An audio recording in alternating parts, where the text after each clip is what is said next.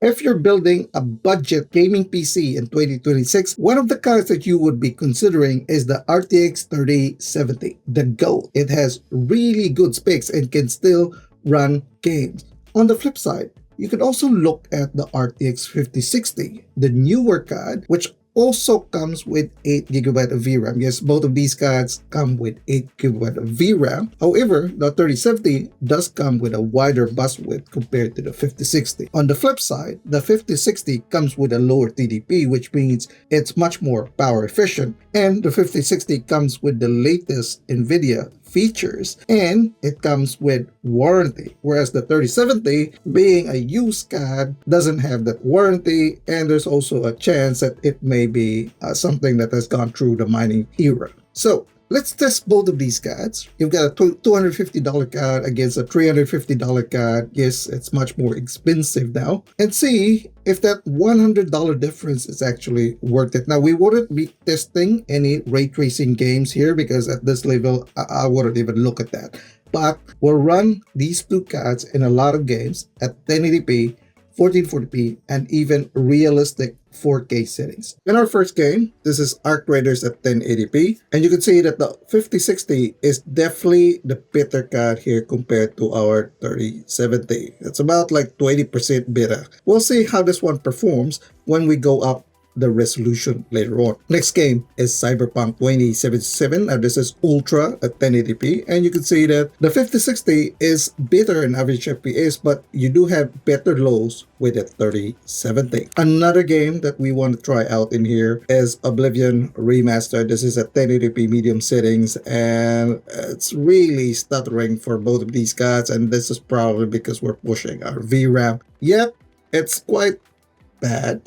Yeah, you can go with either way with these cards. Battlefield 6 is next, and in here it's really close between both of these cards, although we do have better performance with our 5060. And when we move on to Delta Force and our walking benchmark, you do have like very similar performance between both of these cards.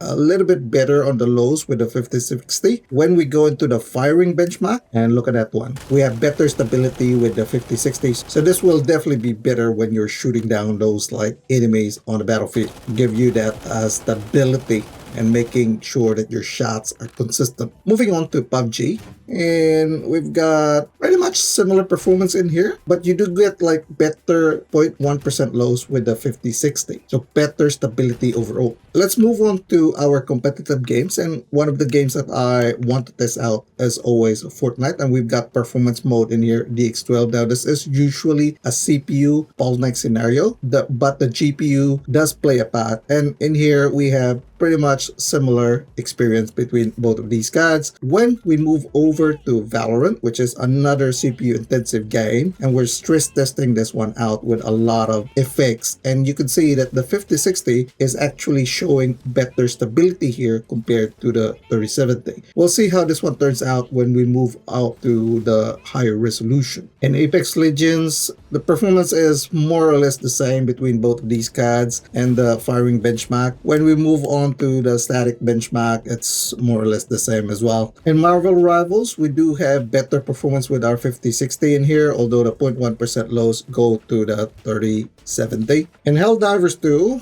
on our running benchmark, we do get better performance with the 5060 overall. This goes for the running and our stratagem benchmark. We do get better results with our 5060. Not much, but still better compared to the 3070. Now, Path of Exile 2, we do have DLSS enabled in here, but it's just set to DLAA. And the 5060 is much better here compared to our 3070. And another game I want to add in here is a DX11 game, World of Tanks. I like to add this one because it shows another like engine. And we do get like better performance here with our older card. When we move on to 1440p and Arc Raiders, we have DLSS quality in here. And the 5060 is still showing slightly better performance here compared to our 3070. On Cyberpunk 2077, this is Ultra 1440p. They're more or less the same in terms of performance. We'll see how this one turns out in 4K. Oblivion Remastered,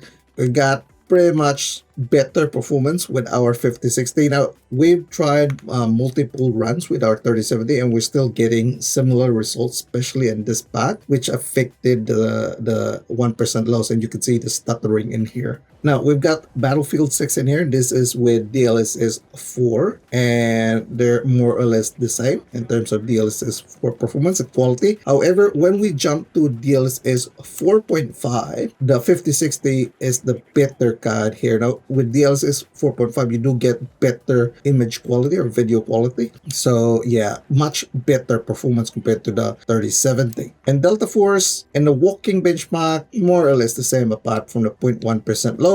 When we go to the firing benchmark, there isn't much difference now comparing these two cards, unlike when we were at 1080p. In PUBG, this is interesting. The 3070 is now showing to be the better card. We will see if this continues on when we move to 4K. Once again, we're going with Fortnite, and this is with performance mode, and you do get slightly better results now with the 3070. This probably could be due to the bus width, but you know. Oh, so this trend continues with Valorant, and the 3070, and I think this is something to do with the bus width, is now showing better performance compared to our 5060. In Apex Legends, we do get better performance once again on the average FPS with our 3070 and the firing benchmark. When we go to the static benchmark, more or less the same, right? 1% difference between these two cards, which is the same thing for Marvel Rivals. You've got better 0.1% lows with the 3070, but apart from that, it's really close. In Helldivers 2, you still get better performance with the 5060, regardless if it's in the running benchmark or on our stratagem benchmark. And once again, on Path of Exile 2, the 5060 is just the superior card here compared to our 3070. And in World of Tanks at 1440p Ultra SD settings, we still get better performance with our older 3070 compared to the newer 5060. We'll see how this one turns out when we go up to 4K. Let's move on to 4K now, and this is Arc Raiders. We have DLSS here, but we've set it to performance, and we've got slightly better performance with our 5060, just slightly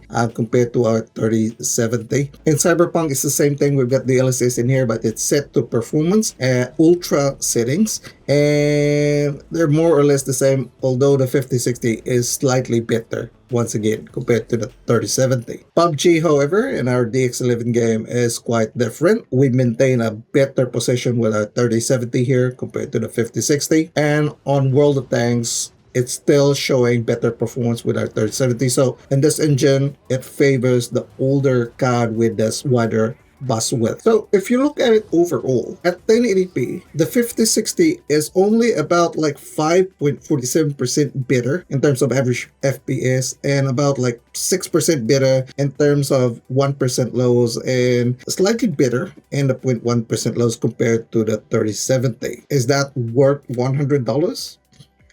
Probably not, right? If we go to 1440p, the 5060 is about 3% better in average FPS, 6% better and 1% lows. And yes, you do have an outlier here in the 0.1% lows, and that's because of Oblivion. However, if you remove Oblivion, that just makes it to about like 4% better in terms of the 0.1% lows, which is actually not worth it. Like, I wouldn't want to pay $100 more for that gain. Now, when we do go to 4K, this is where we have like a regression in performance. Now, the 3070 is definitely much better in here compared to the 5060.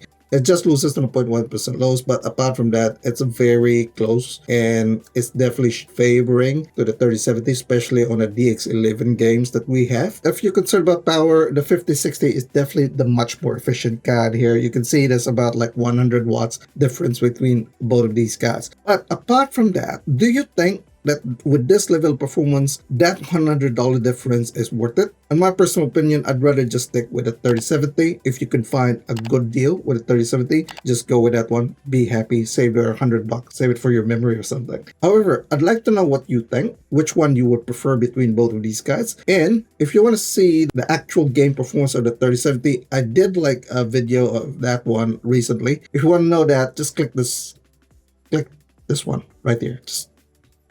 Just click this one.